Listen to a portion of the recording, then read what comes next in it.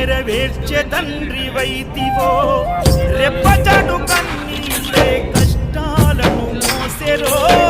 తప్పులెన్ని ఉన్నాయో మన్నించి చేరదీయరో